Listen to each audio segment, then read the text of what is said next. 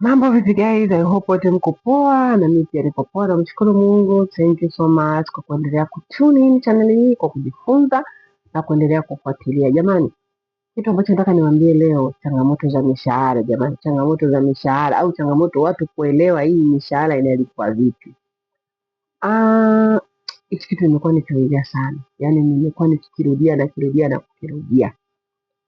Wewe ambaye unasema mimi ndo kwanza naenda, nimekaa online, nimekutana na marafiki mtandaoni, wamesema mishahara wanaanzia kiasi kadhaa. Hukosei, uko sahihi kwa kile ulichokisikia, lakini kumbuka kuna watu ambao walienda yani siku nyingi kabla yako.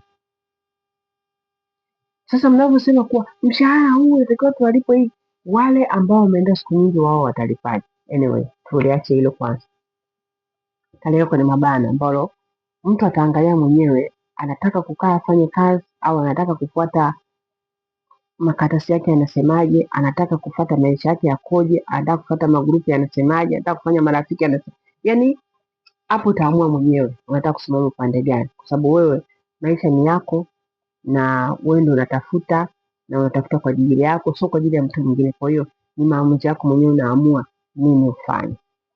Niko hapa kukufafanulia na kukuchambulia, linalokufaa lichukue, so ambao unaona halikufai liache, kwa sababu unakuta kuna mwingine anakuambia wewe unaongea unajua ujui tu. Maanake sio naongea ikiwa sijui tu, naongea kwa sababu najua utapambana, mwisho wa siku utafanya nini? Utashinda. Kuna ile changamoto watu anasema mimi kama huyu bosi anasema kashanichoka au vipi, mimi narudi zangu nyumbani nibadilishe sehemu nyingine. Kubadilisha sehemu nyingine jamani, si vibaya, ni vizuri pia, lakini kitu ambacho natakiwa kuwakumbusha, wengi wetu tushakuwa watu wazima. Kabla hujalalamika kutaka kubadilisha sehemu nyingine, jitizame juu mpaka chini, fungua pasipoti yako, angalia miaka yako, angalia umri wako, angalia sura yako, angalia na kila kitu. Alafu ukisha kugundua hapo, tafakari kuna watu gani ambao wanaoenda. Yani lazima ufahamu kuwa kulikuwa kuna age yangu, sasa hivi kuna age ya wengine na kuna age nyingine na nyingine nyingine. Kwa hiyo unakuta mtu yeye ni mtu mzima, alishaingia siku nyingi, ana miaka mingi, yani miaka yake tu ya kuzaliwa na miaka 50, alafu eti huyo anakaa na watu kwenye magrupu, anakwambia mimi nataka bwana niende Tanzania alafu nitabadilisha nije niingie sehemu nyingine. Wewe una miaka 50, unakubali utoke nchini, hata malengo yako hayajakubalika, unasema uje uende sehemu nyingine. Anayekubali kuchukua watu wazima wenye miaka 50 nani? Aache hao mabinti ambao wanaingia. Ndio maana kuna wimbi la watu wengi wamekaa, hawapati kazi, hawasafiri, hawana biashara, hawana maisha, wameishia kukaa chini na kulalamika, mimi ni mzoefu, nishai kwenda, mimi ni mzoefu. Ni mzoefu sawa, ushai kwenda. Umesikia huko wanakoenda watu kufanya kazi bado wanahitaji wazoefu? Na kama wanahitaji wazoefu, umesikia wanahitaji wazoefu wa umri wako?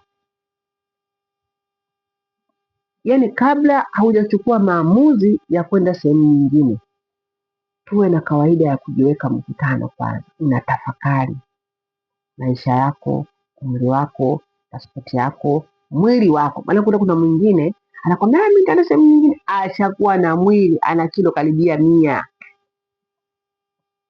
Ni bosi gani ataacha binti mdogo mdogo mwembamba, umri mzuri, ufahamu, aja kuchukua huyu mtu mzima ni mzoefu sawa, lakini tayari ushafika kilo 100 na huko unaanza kubahatisha, mimi kazi yoyote tu popote nakamopata, mimi ni muhimu tu nisafiri. Ukiona wewe malengo yako hayajatimia, hapo ulipo unafanya kazi bosi, mnaelewana, mshahara unalipwa vizuri, changamoto zipo lakini unazimudu, una ndoto yako ambayo unajua hii ndoto haijakamilika, rafiki yangu, pambana, kamilisha ndoto yako, ukitoka umetoka. Unakuta mtu anarudi Tanzania, anakaa mwezi mmoja, anatafuta tena kazi.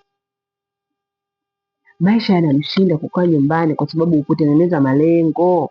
Wewe ushazoea unasafiri unaenda, unarudi, unasafiri unaenda, unarudi, unasafiri unaenda, unarudi. Hujawahi kutengeneza msingi wa maisha yako kuwa ikitokezea nimeenda pale sasa nimekaa nyumbani, nitafanya nini? Hauna msingi.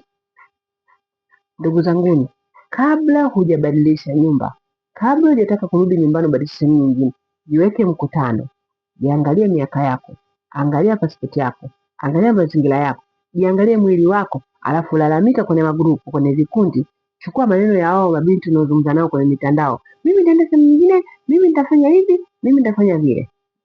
Utapoteza maisha yako, utaharibikiwa, familia yako itaanza kujuta, utatengeneza historia, huyu alisafiri akakaa nje miaka na miaka, alirudi ndio huyo hapa amekaa mnamuona. Msafiri kwa malengo, safirini kwa malengo.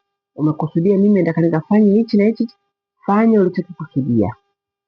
Umesafiri ukiwa na mwenzi wako amekupambania ukasafiri, usimwache, zungumza naye vizuri kwa ukarimu, usibambaruke kwa sababu ushapata pesa ukabambaruka. Manake hivi mimi huyu mwanamume, manake kama vipi atafute mke mwingine, kama vipi huyo mume mwingine atakaye kuoa naye sasa kuja kutumia hizo mali ulizozitafuta, utakuwa umekwepa nini? Umekimbia nini? Na umekimbilia nini? Kabla hujafanya maamuzi, jiweke mkutano mwenyewe, nini nataka kufanya, wapi nataka niende, nina umri gani, mwili wangu ukoje, maisha yangu yakoje. Utapata majibu, kwa sababu Uarabuni sio ile uliokuwa naifahamu zamani. Watu wanafanya vipimo vya shilingi 20,000, 30,000 wanasafiri. Sasa hivi safari ni pesa, safari ni pesa. Kama huna pesa, ndugu yangu, safari utazisikia tu, alafu utakaa kibarazani, nakwambia huko wanaua, huko watu wanapigwa, huko watu wanateswa. Kumbe umekosa pesa ya kujiandalia safari ili uondoke. Kwa umekaa kijiweni kwenye kibaraza na kubaki ukizungumza. Nawapenda na wajari na wathamini sana. Message yangu kama ina umuhimu sana, kuna mtu itamfaa, tafadhali usibaki na video hii, mfuatie na yeye mwenyewe aweze kujifunza. Wewe ambao upo kwenye kazi, piga kazi. Ukiipoteza hiyo kazi, sasa hivi sio nzuri hiyo kazi. Pale ikipotea utaiona kama hiyo kazi ilikuwa nzuri au sio nzuri. Kitu ni kizuri wakati ukiwa nacho, au kitu ni kibaya wakati ukiwa nacho. Kikiondoka ndo utagundua kilikuwa kizuri au kilikuwa kibaya.